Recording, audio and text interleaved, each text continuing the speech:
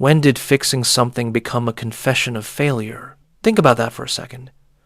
Your grandfather darned his socks. Your grandmother restitched the same dress 3 times. But you, right now, you throw away a phone because the battery died. And somewhere deep in your gut, you feel like you're supposed to, like it's progress, like it's moving forward. But what if I told you that guilt, that nagging sense that you should replace instead of repair, was planted in you deliberately?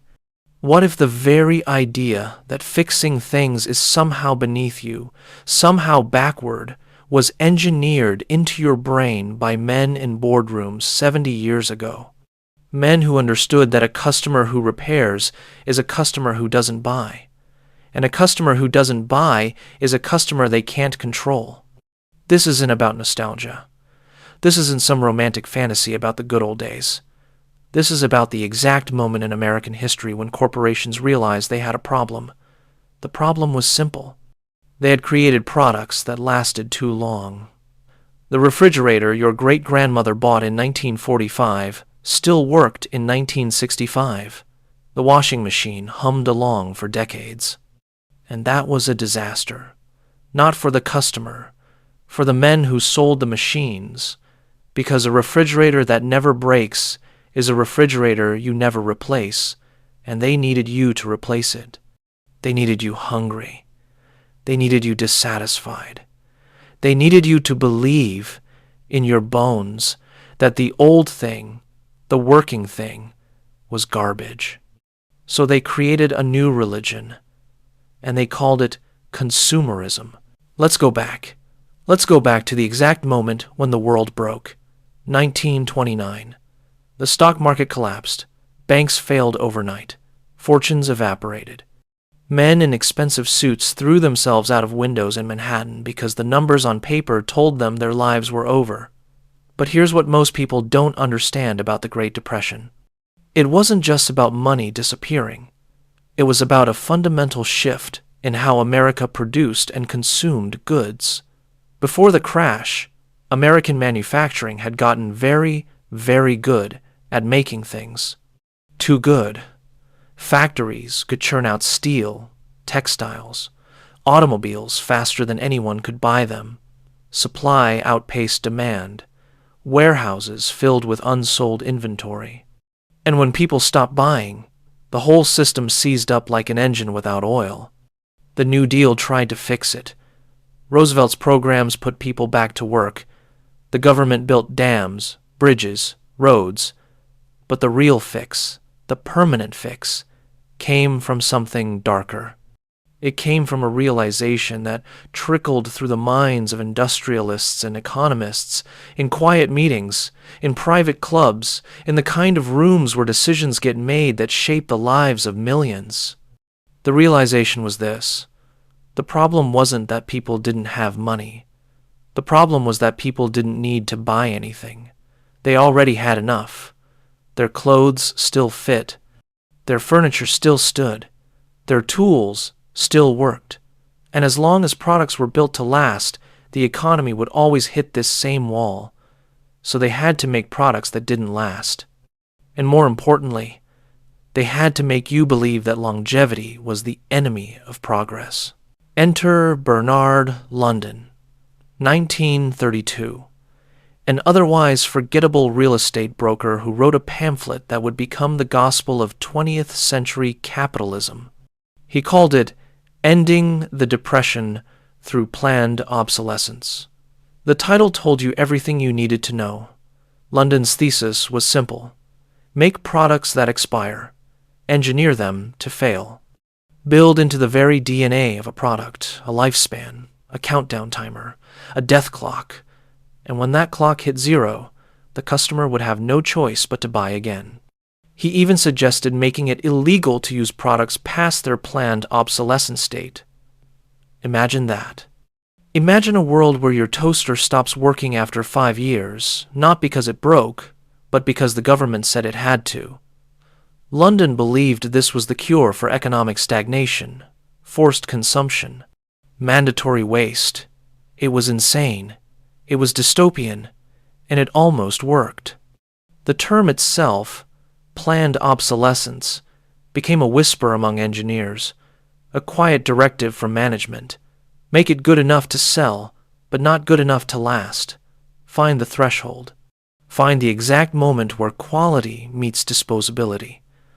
Light bulbs are the perfect case study. Go look up the Phoebus Cartel, 1924. A group of major electrical companies, including General Electric, Osram, and Philips, met in Switzerland and formed a literal conspiracy to shorten the lifespan of light bulbs.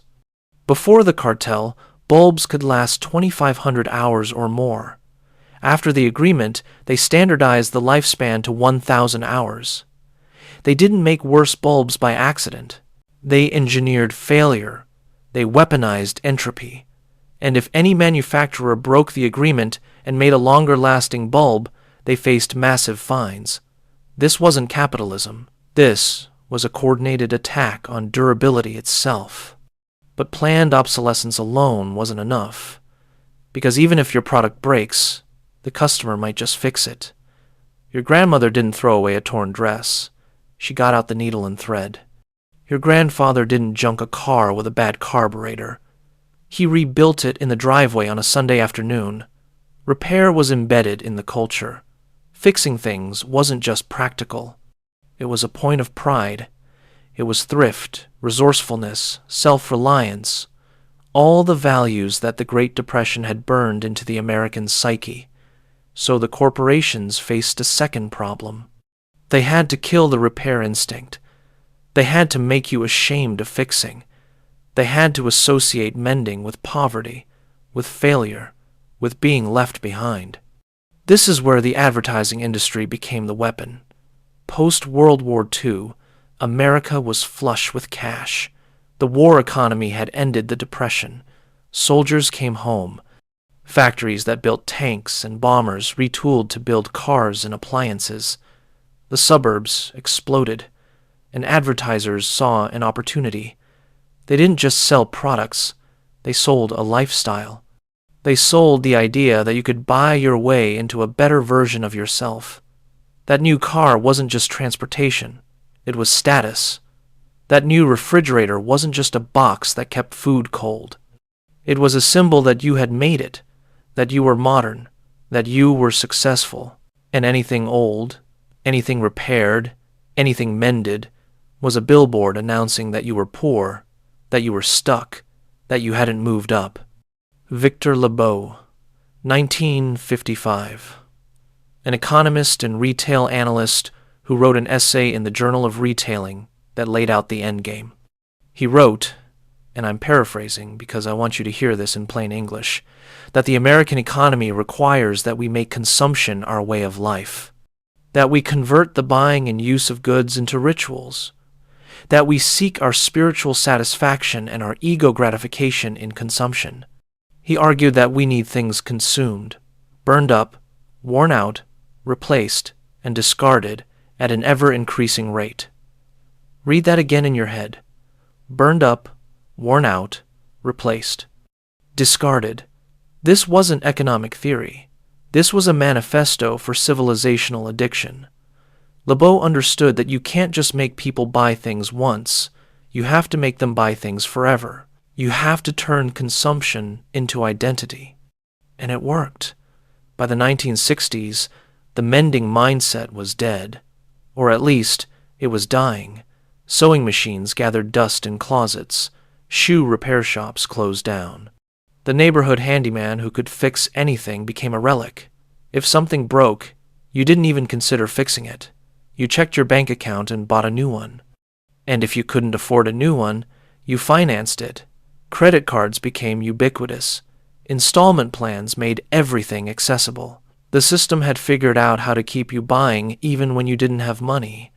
They just lent you the money and charged you interest. The trap was complete. But here's the thing about traps. They only work if you don't see them. And once you see it, once you really understand how deliberate this all was, something shifts. You start looking at your possessions differently. That phone with a cracked screen, that jacket with a busted zipper, that coffee maker that sputters but still brews. you start asking a different question. Not, should I replace this, but who benefits if I replace this? And the answer is, never you. The mending mindset isn't about being cheap. It's about refusing to play a rigged game. It's about recognizing that the voice in your head telling you to throw things away isn't your voice.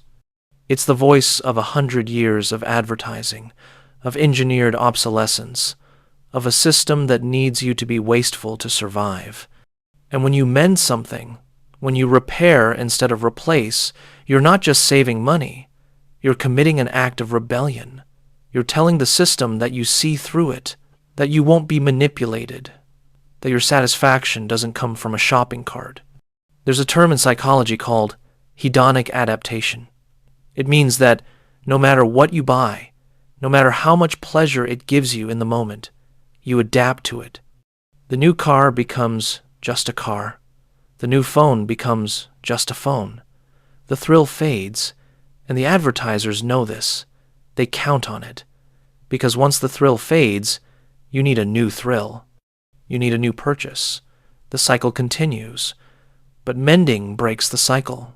When you fix something, when you invest time and effort into making it work again, you develop a relationship with it. It becomes yours in a way that a new product never is. It has a history, a story. The stitches you made, the glue you applied, the part you replaced after watching a tutorial at midnight. That object becomes a testament to your competence, your patience, your refusal to discard. And there's something deeper here, something almost spiritual. The act of mending forces you to slow down, to pay attention, to learn how things actually work. When you open up a broken appliance and look inside, you're confronting the reality of the physical world. You're seeing gears, circuits, springs, mechanisms. You're remembering that everything around you was made by someone, assembled by hands, designed with intention. It pulls you out of the illusion that products just appear, fully formed, perfect, disposable. It reminds you that things can be understood, that complexity isn't magic, that with a little time and a little effort, you can figure it out. This terrifies the system. A person who can mend is a person who doesn't need the system as much. A person who repairs their own clothes doesn't need to buy new clothes as often. A person who fixes their own appliances doesn't need to finance a replacement. A person who maintains their possessions instead of replacing them has more money in their pocket, less debt on their shoulders, and less psychological dependence on consumption. They become harder to control, harder to predict, harder to extract value from. But let's be honest. The system has adapted. They've made mending harder. Appliances now use proprietary screws that require special tools.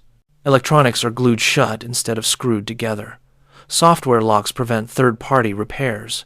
And if you do manage to crack open your device and fix it yourself, you might void the warranty, violate the terms of service, or even break the law in some jurisdictions. Right to repair legislation is a battlefield right now because corporations understand what's at stake.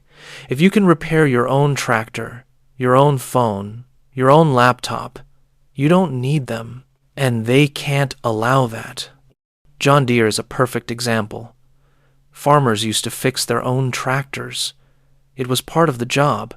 You bought a machine, you maintained it, and if something broke, you fixed it. But modern John Deere tractors are loaded with proprietary software. The engine might be fine, but if a sensor throws an error code, the tractor won't start. And only an authorized John Deere technician with the right software can clear that code. Farmers have testified before Congress about having to wait weeks for a repair while their crops rot in the field because they legally can't fix their own equipment. This isn't innovation. This is control. Apple is another case study.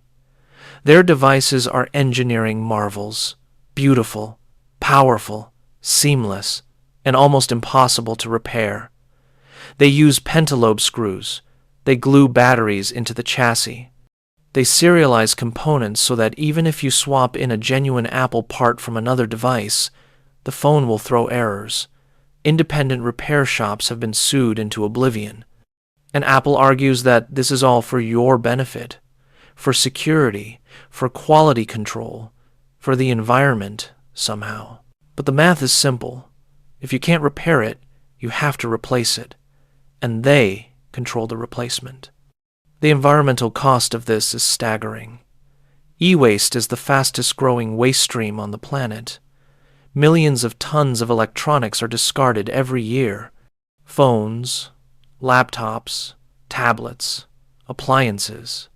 Most of it ends up in landfills or gets shipped to developing countries where it's dismantled by hand, leaching toxic chemicals into the soil and water. And the resources required to manufacture new devices, the rare earth minerals, the energy, the labor, much of it extracted under brutal conditions, all of it adds up to an unsustainable system. But sustainability doesn't drive profit. Planned obsolescence does. So what's the alternative? How do you opt out? How do you reclaim the mending mindset in a world designed to make you throw things away? It starts with a decision, a line in the sand. You decide that you will not discard something that still works. You decide that you will not replace something that can be repaired. And you decide that you will learn how to repair it, even if it takes time, even if it's frustrating, even if you fail the first time. Because the act of trying is the point. The act of refusing to be a passive consumer is the point. Start small. Learn to sew a button. Learn to patch a hole. Learn to replace a zipper. These are not difficult skills. They're just unfamiliar. Your great-grandmother knew how to do all of this by the time she was 10 years old. It wasn't special. It was normal. And it can be normal again. There are tutorials for everything now. YouTube is full of people teaching you how to fix anything. Your phone, your car, your clothes, your furniture. The information is free. The only thing stopping you is the belief that you can't do it, and that belief was sold to you. Buy tools. Not gadgets. Tools. A good screwdriver set, a soldering iron, a sewing kit, needle nose pliers, a multimeter. These are investments. They pay for themselves the first time you fix something instead of replacing it. And they give you agency. They give you the ability to interact with the physical world on your terms, to open things up, to understand them, to make them work again. Buy quality when you can. This is the paradox. Mending works best when the thing you're mending was built well in the first place.